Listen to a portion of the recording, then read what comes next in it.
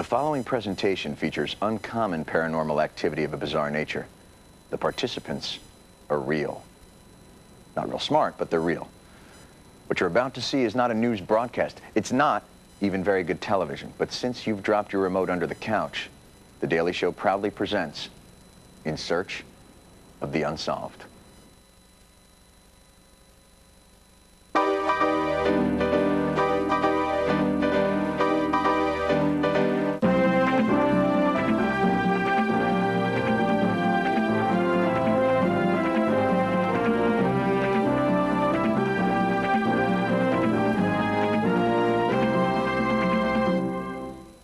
Welcome, I'm George Takei. You may remember me from Star Trek, or my guest appearance on Trapper John, MD. Our program this evening investigates the unknown. What is the unknown? The 150th anniversary edition of Webster's Unabridged Collegiate Dictionary defines it as that which is not known. Creepy. We begin with the Bigfoot Sasquatch, or as you probably know it, Bipedus giganticus. Not much is known about this creature. What we do know is that it is large, hairy, and rarely takes a good photograph. To many, he's a mystery, but as Stephen Colbert found out, to others, he's simply a nuisance. Here in the picturesque Pacific Northwest, nothing is more sacred than wilderness, except perhaps the creatures that live in it. Just ask farmer Jim Baum. He had big plans for his property in King County, Washington. I wanted to board horses. I wanted to turn it back into agriculture. But the county said, hold your horses. That land is home to various protected species. And they sent him a list. Looking at the list here, we have birds, fish, mammals. Under mammals, we have Bipedus giganticus. What is that? A Bipedus giganticus is a Sasquatch. The Sasquatch. That's right. The county says Jim's farm is prime Bigfoot habitat and needs to be protected. Have you seen any Sasquatch on your property? No. Some would say the fact that you don't see Sasquatch on your land is just more proof that they're endangered and should be protected. Some. It's insane. It's unfair. It's insane. I mean, what kind of person would put Sasquatch on a protected species list? It's a mythical figure. I mean, why don't In your opinion? Well, true. But so... it could be real. Well, unicorns could be real. Have you seen one lately? No, but they're not on the list. No, that's true. We asked King County officials to defend the list, but they refused to comment. Renowned wildlife expert Ray Crow isn't surprised. Should Bigfoot be on this list? I don't believe so, no. Isn't it ridiculous to list them as an endangered species? Most definitely. And why is that? There's plenty of them around. They're not endangered at all. They seem to be doing quite well without our help. There's one Bigfoot for every 10 bears. To put that in layman's terms, there are 10 bears for every 10 bears. Sasquatch expert Ray Crow agrees that this is ridiculous to have included the Sasquatch on this list. Do you find that in any way vindicating or comforting? No. What do we know about the Bigfoot's habitat? It seems to be incredibly diverse. The Yeti lives in the high Himalayas, and that's supposedly related. What is that? What is what? Himalayas. Himalayan mountains? Yeah. Is where the Yeti's home supposedly is. Is that around here? In Asia, Central Asia. Oh, okay. And to all those who fear that big feet are endangered, Ray says the proof that they're abundant is abundant. The Bigfoot will pick up rocks, and I'd found places along the trail where indeed rocks had been pulled up out of the ground. The little holes are still there. And this exclusive footage clearly shows holes all over Jim's property, proving that there are more than enough big feet, and Jim's problem is alleviated. No, that really doesn't alleviate the problem. And if that doesn't, nothing will, leaving Jim cursing the day he never saw a Sasquatch. For non-believers like Jim Baum, if that is his real name, the Bipedus giganticus simply does not exist. But if it does, its purpose on Earth is clear: to make Farmer Baum's life a living hell. And now we meet a man who had his own hair-raising experience with a Bigfoot creature and lived to tell about it. Although it occurred over 40 years ago, this story still fascinates us, partly due to its chilling suspense, but mainly because it involves processed meat. Vance DeGeneres reports. Here in the Poconos, life is simple. The pace is slow. But for William Zupancic, that all changed almost 40 years ago, on a day that he remembers as if it were yesterday. I mean, he was built like I never saw another man. 1962, a weenie cookout with his kids. William had an encounter. I thought it was a vagrant, a bum, with a big fur coat on. It was no vagrant, no bum with a fur coat. It was Bigfoot. And his nose was, the only way I can describe his nose was like a classical Greek nose. Straight, and you couldn't see the end of it here. Did it look like he had had work? What? No, I'm sorry, go ahead. He walked in, and I could just barely see the top of his red hat he had. So I knew it was 6 foot high, the bushes. Bigfoot wears a red hat? No, my friend did. He could have took one of my children, but he chose the weenie. The weenie, because they had a nice smell to them. William's Bigfoot sighting happened on a day just like this, in a yard just like this. Well, smaller and without all the trees, and with weenies just like these. And then he picked up the three hot dogs. He was reaching for the fort, which was like 6 inches away, when I yelled, "Hey, what the hell you think you're doing here?" You cussed him out. Yeah. Here for the first time on national TV, William's detailed drawings of the creature. This is the close-up, shows the scale of the eyes were larger, the long nose, big mouth, clearly showing the three weenies in his hand. Was he rugged in more of a John Wayne way, or cute in more of a Michael J. Fox way? More like John Wayne. He's very agile, a very strong animal. Do you think he's the more blue-collar type with that kind of working-class hands than a white-collar type? Oh, yeah. Yeah, yeah. Although William's sketches were impressive for an amateur, we called in an expert to help, local sketch artist Janice O'Brien. He had a nice formed chest. He had a thin stomach. His stomach was in, it wasn't like a big fat stomach. His legs were well formed. His butt was small. He had that amazing look on his face, like. Janice, you ready? Could we take a look at the final product here? Yep. See this sketch. Excellent. Great work. What do you think, William? Very good. Got a couple of weenies in our hands. Very, very good. I wish I could be that good. In his golden years, William has time to reflect on a rich life and bizarre memories. And maybe, just maybe, one last weenie with Bigfoot. Madonna with child, still life with fruit, Bigfoot with ballpark franks, all have served as inspiration for some of the world's greatest art. When we come back, are aliens forcing you to have anal sex with Ernest Borgnine in space to create a master race of butt babies? Well, you're not alone. So essentially what's being created is a super race of alien butt babies. Not super. Welcome back to The Daily Show's In Search of the Unsolved. I'm George Takei. Are aliens among us? Probably. Do aliens abduct humans? It would appear so. Abduction stories all seem to share one eerie similarity. In their ships, we are examined intimately. Yes, I'm talking about the pooper. Here, Stacy Grenrock gets behind the story. For years, Dr. Terry Johnson enjoyed a successful career as a writer and psychologist. But lately, he's had precious little time for his work. Right now, I really don't have a real heavy income. And why is that? Well, it's because of the extraterrestrials. You see, Dr. Johnson is abducted every night because he is a key sperm donor in an elaborate alien reproductive scheme, beginning with women's unfertilized eggs.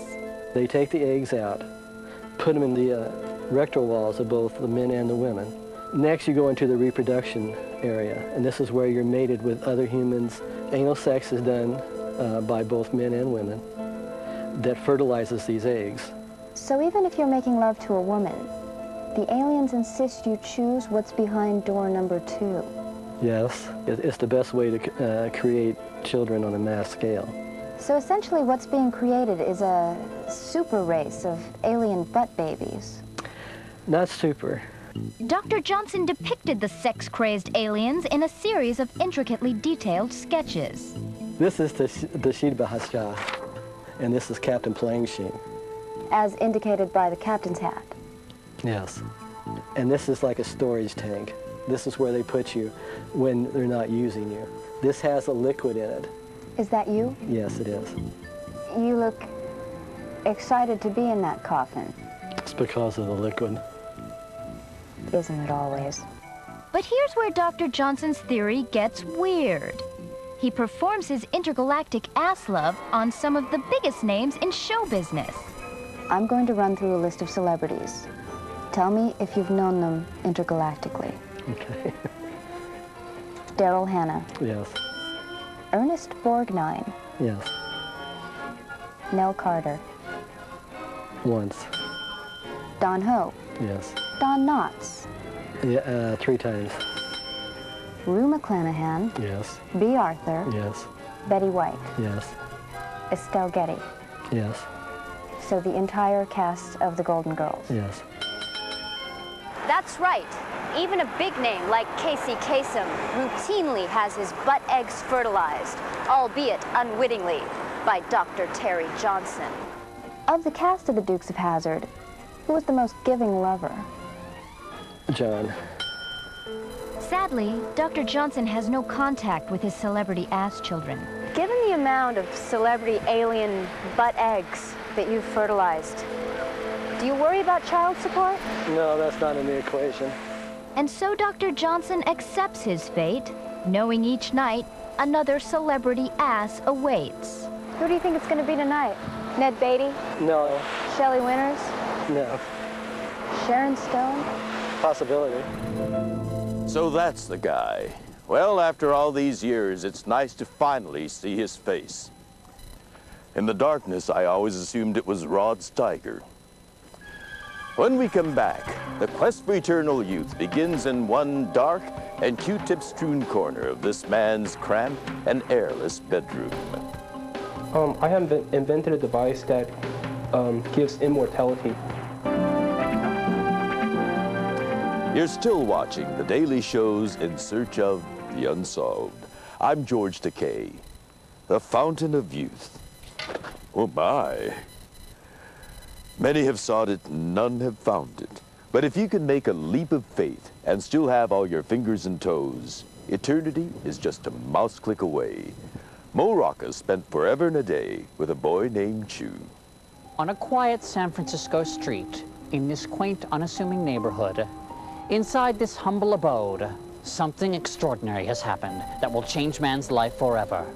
Alex Chu, what have you invented? I have invented a device that gives immortality.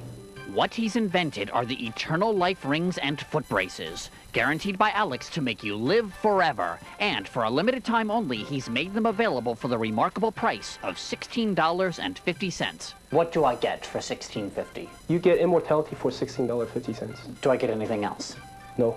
There's no free calendar or a barometer thrown in? Oh, no, stuff like that. So for $16.50, all I get is immortality. Yes, but I think immortality is quite enough. But don't take Alex's word for it. Just ask his immortal grandmother. She swears by the eternal life rings. 所以我很喜欢这个戒指，长生不老。你会上打一碗双 Thurman 做一阵长生不老计划吗？是，我建议双生们。好了。Is immortality the so-called ancient Chinese secret? Huh? No, they are invented by me. They are not ancient Chinese secrets. Now that Alex will never die, he's dedicated the next 300 to 400 years to perfecting his next big invention. From the money I make from these devices, I will fund teleportation device. Define teleportation in 10 words or less. Basically, 10 words? 10 words or less. 10 words or less? Or less. Oh, jeez, man, that's kind of hard. Wait, 10 words? Or less. All right.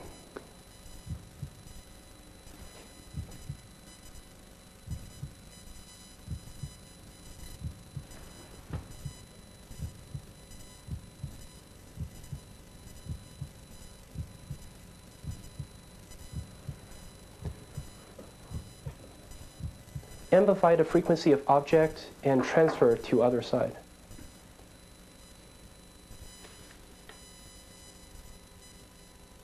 That's it?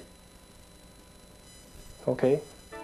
Alex Chu, inventor, immortal, teleportationist.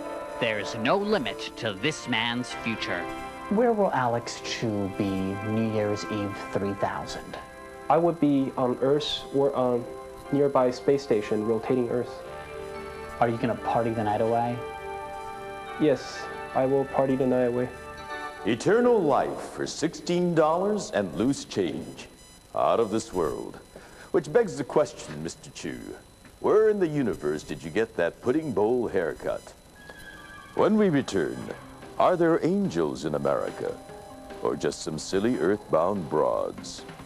Beautiful angel, what is your name? You are still watching The Daily Show's In Search of the Unsolved. I'm George Takei. My role as Starfleet Captain Hikaru Sulu not only set a precedent for ethnic diversity in all aspects of television programming, but also awakened audiences to the universality of our collective experience on Earth. And now, here's a nutty broad who claims she can talk to angels. Sue Storm is a well-known spiritual guide, but to her thousands of devoted followers across the nation, she is known simply as the Angel Lady. I am the angel lady. That's what I am known for. And the angels speak through me. I see them, I hear them, I feel them. Beautiful angel, what is your name? My name is Agatha, and I am an angel of mercy. Sue was summoned by God himself, who appeared to her at her workplace. Back when I was in the bowling business, I was thinking about what was going on. All of a sudden, I heard this booming voice come from the heavens, and the ceiling opened up, and the voice said, "Sue, you have to help people." And I responded, "Yes, Lord, what do you want me to do?" So you went from a job in a bowling parts supply store to working directly for God. That's it, yeah. That is some promotion. Yeah, that's right. And so, as a favor to the Lord, Sue has helped people, like Renee Otto. Do you see your angels? If I use my third eye, which is the eye in between here, you have to close your eyes and ask for them to appear. Sue doesn't just see angels, she's on a first-name basis with them. Most common angels are called Pete, Thomas, Betty. Is there an angel Farah? Farah? I don't hear anything.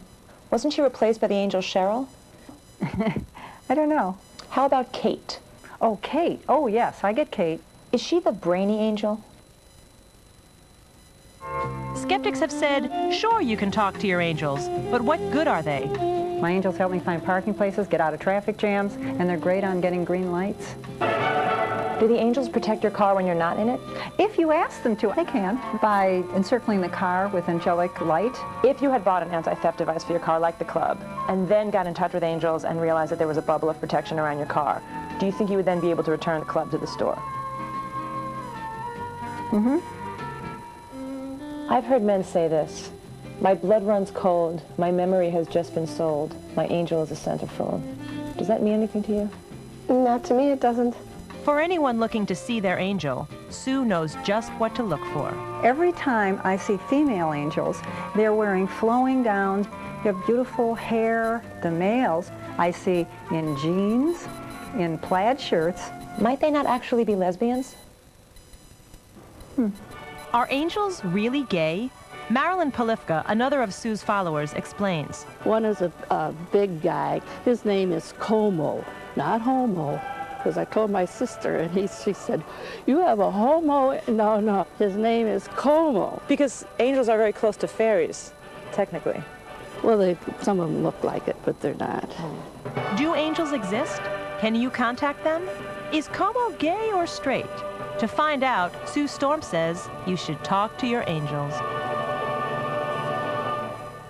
Indeed. Isn't it strange how good fortune sometimes inexplicably shines on those who don't deserve it? How else do you explain William Shatner?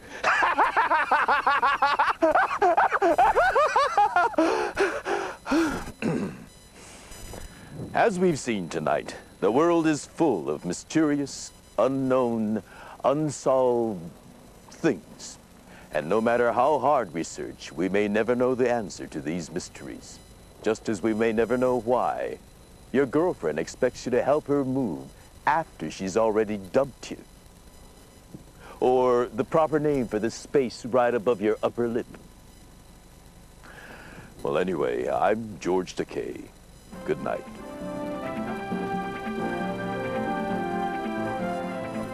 Coming up on a daily special. What is the daily special?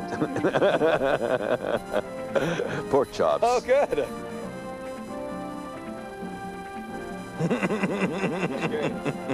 Yes, I'm talking about the pooper. Great. This is a great way to end. This is the very last thing we're doing. The cow says